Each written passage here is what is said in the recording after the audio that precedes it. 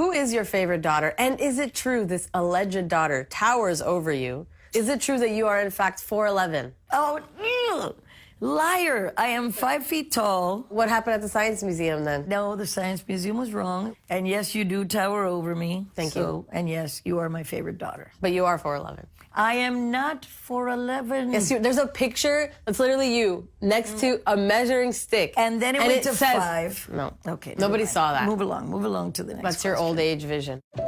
Creating a brighter future starts with a conversation. Moments of connection between generations. Experiences shared, lessons learned. This is Talk to Me.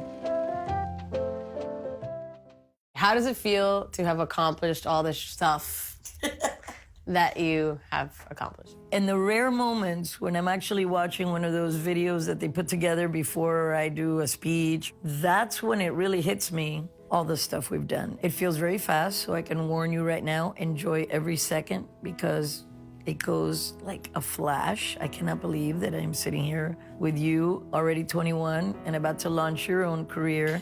It's a blessing. When you do what you love, life flies by. Do you still have dreams and goals? My dreams and goals now are a bit different. My dreams and goals are now to be able to enjoy everything that we've worked so hard to achieve, to spend less time working, although that hasn't worked out in these last 2 years with the play, and I'm still recording. As you know, we're doing that Brazilian record.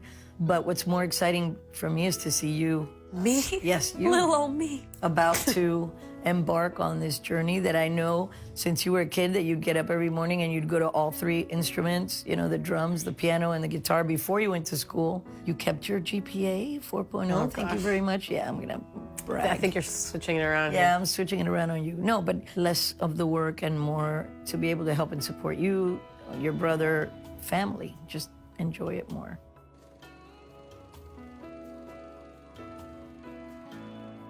If you could do it all again, would you change anything? The only thing I would change, it went by so fast, and sometimes I was fretting so much about something being perfect, you miss the moment. Some things are a blur to me because it was all so crazy, and I was so focused on, like, I have to do this now, and then I have to do that, and then I have to do that, that I wasn't paying attention to that moment right there and really absorbing everybody that was in the audience or that moment where things were happening. Enjoy the moment, every moment that you're living, the moments today, this moment here, to try to connect even more so. That's the only thing I would change. I wouldn't change anything else.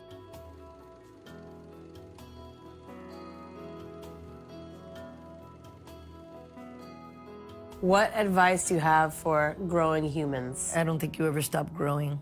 Find what you love to do, because if you work at what you love to do, then it doesn't feel like work. To me, success is having loving and wonderful relationships with family and friends, doing what you love, and being able to choose in your life and balance. So find your passion, which is not that easy. Sometimes we think this is our passion. Sometimes we may be pushed towards our parents' passion and think that that's what we have to do. You really have to analyze what makes you happy. I agree. I think if more people would look more deeply inside themselves for what truly makes them happy, then I think everything else would be better. Yeah, but it's not that easy to find. No, it ain't. I'm still discovering at this age the things Director that make me extraordinaire. happy. Exactly. You know, I love that. I've always loved the behind the scenes more. Yeah, but you then, know that you know, too? like you worked so hard your whole life, and now you get to impart that knowledge and wisdom from another side in sweatpants. I get to choose. I get to choose because I did a lot of things that I had to in order to get to this point. You know what my least favorite things are? Photo shoots, fittings, all the things that some people might enjoy. Because I know you, and you're like a badass, tough woman. I can't imagine a time where anybody told you what to do or how to be, and I can't imagine you doing anything that you wouldn't, you know, believe in or want to do. It happened. I know what I'm comfortable in, and that's why I tell people, you need to be able to carry your look. But at the beginning, when we went out to LA, and you have all these supposed stylists and people that are on the cutting edge trying to put you into something, and then I'd get nailed for it in the tabloids because I couldn't carry it because it wasn't me. Right. So, yeah, there's been things that you know, I wouldn't do now, that at the time I said, okay, you know, let's try it. I mean, you're not gonna see me in a dress anytime soon. Don't never say never. Well, I mean, in the video as a joke. There's a right kind of dress. There may be a right kind of Right, dress. but what I'm saying is, if I'm not feeling comfortable, ain't nobody gonna put me in that. I'm not gonna put you in a dress, relax. But that's what I'm saying. Like, even if you were Watch like, out, I'm gonna whip out that picture of you in the 8th grade with your little medallion in the dress. maybe the way that the environment that you grew up in, you know, like 1803, that. Just kidding. I know. 1815. Oh, okay. Thank you very much. Anyway, You'll thank be you. here. You'll see. Yeah. Like, flash. Like what? Fast. Oh, what was that? Okay.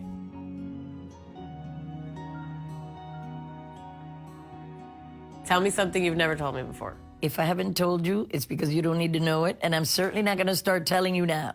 Why does your mind immediately go to something dirty or bad? Who said it was dirty or bad? Because what else would it be? You know that I share everything with you pretty much. Why can't it be like, ooh, I wore a pinky ring for 15 years? But I think I've told you all that stuff. I told you that I had like a little purple diamond of hair in the back of my hair early on. Mm-hmm. Did I tell you I have a tattoo? You don't have a tattoo. How do you know? Where is it? All right, I know you've seen every part of my body. I guess I can't lie to you that way. Everything that you need to hear, I've told you, because I made it a point. I always tell you. Like when you told me about your third nipple. You're right, yeah, exactly. Yeah. Just kidding. Hello, you didn't hear that from me. It's not true. There's 4.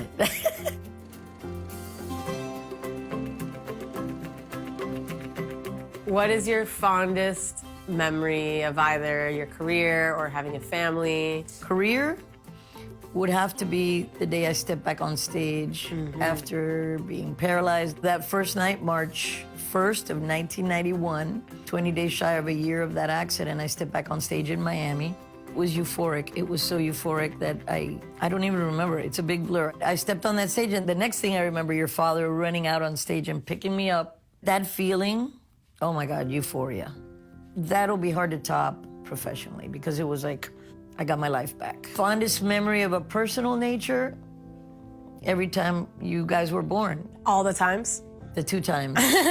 The 2 times you were born, and then when Sasha was born, my grandson. I remember when your brother was born, it was like the Olympics because I was in labor for 26 hours and still had to be a C-section. It was the day after I turned 23. As you know, I was very young, exactly. I didn't think I'd get married or have a kid at all. And then if I did, it would be later in life. And look, boom, married the day after I turned 21. He's born on our 2nd anniversary. That was beautiful. The day you were born, you're smiling into the camera.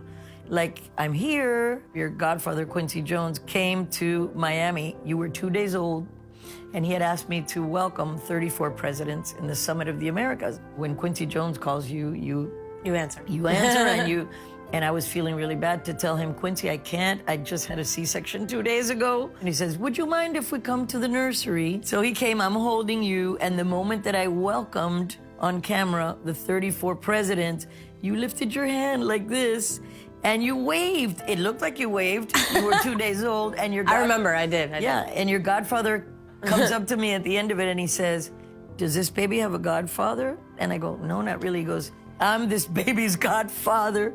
You blew him away on your 2nd day of life.